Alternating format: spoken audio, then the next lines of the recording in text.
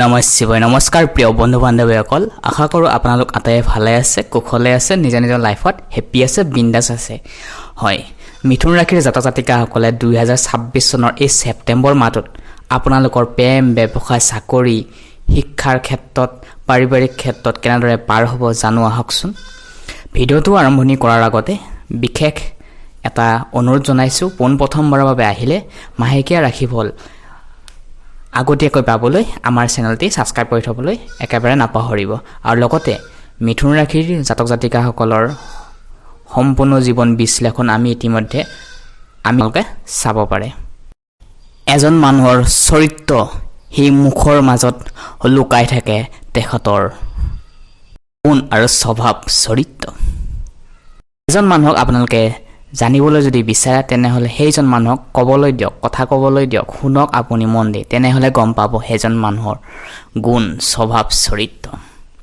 নমস্কাৰ প্ৰিয় দৰ্শক, মই বিপ্লৱ। আশা কৰোঁ আপোনালোক আটায়ে ভালে আছে। হয়, সমস্যাটো থাকিবই প্ৰত্যেকটো মানুহৰ লগতে কম বেছি পৰিমাণে। আমি জানিম, কথা পাতিম প্ৰথমে স্বাস্থ্যৰ ক্ষেত্ৰত।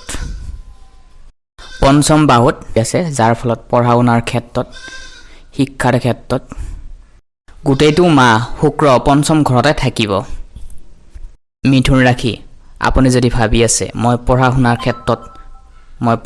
ক্ষেত্ৰত ডাঙৰ কৰিব বিচাৰোঁ, তেনেহ'লে ডেফিনেটলি মই ক'ব বিচাৰোঁ যে আপোনালোকে কৰক। মই নতুনকৈ কোচিং জইন কৰিব বিচাৰোঁ, মই কিবা ডাঙৰ কৰিবলৈ বিচাৰি আছোঁ, মই এটা প্লেনিং কৰি শিক্ষাৰ ক্ষেত্ৰতে হওক বা কোচিঙৰ ক্ষেত্ৰতে হওক আপোনালোকে যদি কৰিব বিচাৰে, তেনেকৈ ভাবি আছে, তেনেহ'লে কৰক। এই মাহটো কিন্তু আপোনাৰ কাৰণে যথেষ্ট ভাল। যদি আপোনালোকৰ এক্সাম আছে তেনেহ'লে বহুতেই ভাল। এই মাহটোত শুক্ৰ আপোনালোকৰ ৰাশিতে থাকিব। বৃহস্পতি ভাল, শুক্ৰ ভাল, বুধ ভাল। সেয়েহে আপুনি শিক্ষাৰ ক্ষেত্ৰত সকলো ক্ষেত্ৰতে আগবাঢ়ি যাব পাৰিব। উচ্চ শিক্ষাৰ ক্ষেত্ৰতে হওক, যদি আপুনি এডমিশ্যন কৰিব বিচাৰে তেনেহ'লে কৰি লওক।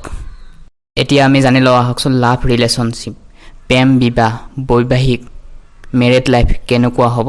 তাৰ আগতে জনাওঁ যে কমেণ্ট বক্সৰ জৰিয়তে ভক্তি মনেৰে ওম নমঃ শিৱায় নাম উচ্চাৰণ কৰক। আৰু পোনপ্ৰথমবাৰৰ বাবে আহিলে চেনেলটি ছাবস্ক্ৰাইব কৰি থ'বলৈ একেবাৰে নাপাহৰিব, কাৰণ ছাবস্ক্ৰাইব কৰিলে আমি পইচা নাপাওঁ, উৎসাহ নাপাওঁ নতুন নতুন কণ্টেণ্ট বনাবলৈ। চ' ইমিডিয়েট কৰক ইয়াৰ। আপোনালোকে যদি ইতিমধ্যে ৰিলেশ্যনশ্বিপত আছে, লাভ ৰিলেশ্যনশ্বিপত আছে, তেনেহ'লে এই মাহটো জবৰদস্ত হ'ব। যদি আপোনালোকে লাভ মেৰেজ কৰি বিবাহৰ ক্ষেত্ৰত আগবাঢ়িব বিচাৰে, ঘৰত ক'ব বিচাৰে, তেনেহ'লে এই মাহটো জবৰদস্ত ভাল। এতিয়ালৈকে বহুতে ভাল হৈয়ে আছে, আগলৈ ভাল হ'ব ছেপ্টেম্বৰ মাহটো। কাৰণ লাভ ৰিলেশ্যনশ্বিপ থকাৰ ভাল কাৰণ হৈছে বুধ আৰু শুক্ৰ একে ভাল এটা কমিউনিকেশ্যন আছে, প্লেচমেণ্ট ধুনীয়া হয়। চ' লাভ ৰিলেশ্যনশ্বিপত ভাল, প্ৰব্লেম নাহে। কিন্তু ৰাহু বহি আছে কাষত, যাৰ ফলত কেতিয়াবা সন্দেহৰ ভাৱ ৰিলেশ্যনশ্বিপত বা তৰ্ক বিতৰ্ক মাজত আহি যাব পাৰে। কিন্তু বিশ্বাস কৰি আছে আপোনাৰ পাৰ্টনাৰে, এনেকুৱা ধৰণৰ সমস্যাই অলপ খেলি মেলি কৰা দেখা যাব পাৰে, কিন্তু ঠিক হৈ যাব সময়ত, কাৰণ বুধ, শুক্ৰ আৰু বৃহস্পতিৰ শুভ দৃষ্টি আপোনাৰ লগত আছে। এতিয়া আমি জানি লওঁ আহকচোন, মেৰিড লাইফ, বৈবাহিক জীৱন কেনেকুৱা হ'ব। মিথুন ৰাশি সকলো ক্ষেত্ৰতে ভালে দেখিবলৈ পোৱা গৈছে। বৈবাহিক জীৱনৰ ক্ষেত্ৰত এটা সম্পৰ্কত দুজনৰে ভাল এটা কমিউনিকেশ্যন বজাই ৰখাটো অত্যন্ত প্ৰয়োজন। কিন্তু বৈবাহিক জীৱনৰ ক্ষেত্ৰত হাজবেণ্ড ৱাইফৰ মাজত মই কৰিছোঁ এইটো ঠিক, কিন্তু ময়ে কৰি আছোঁ লাইফ টাইম, এইটো এনেকুৱা থট নানিব, নহ'লে অলপ খেলি মেলি আহিব।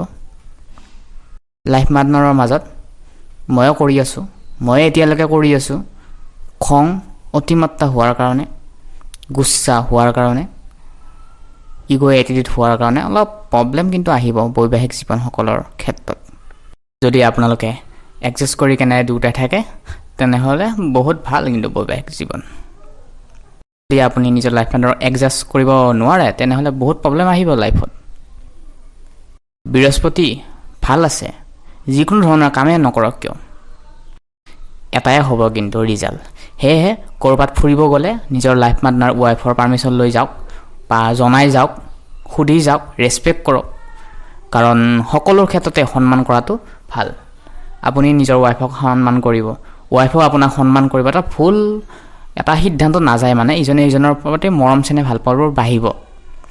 চ' প্ৰিয় দৰ্শক, ক'ৰবাত বাহিৰত ওলাই গ'লে যদি আপুনি হাজবেণ্ড হয় তেনেহ'লে নিজৰ ৱাইফক কৈ যাওক, জনাই যাওক যে মোৰ অলপ দেৰি হ'ব, যাতে আপুনি ঘৰত অহাৰ পিছত যাতে কমিউনিকেশ্যনটো আলগফালে গুচি নাযায়, তাৰ কাজিয়াৰ সৃষ্টি নহয়, সেইটো আপুনি অলপ চোৱা চিতা কৰি ল'ব। তাতকৈ জনাই যাওক, আপুনি কৈয়ে যাওক এইখিনি সময়ত আহি পাম, নহ'লে অলপ বৈবাহিক জীৱনৰ ক্ষেত্ৰত তালমিল লাগিব পাৰে।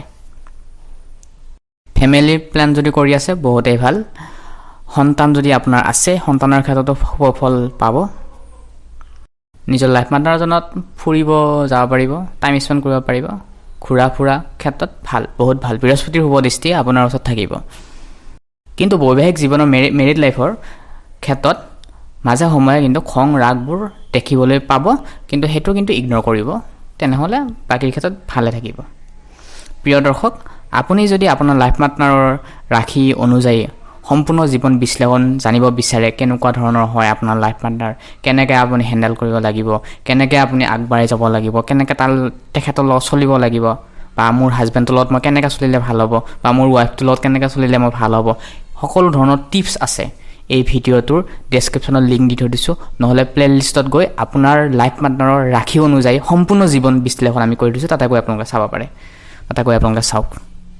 ভাগ্যস্থানত কিন্তু ৰাহুৰ প্ৰভাৱ আছে।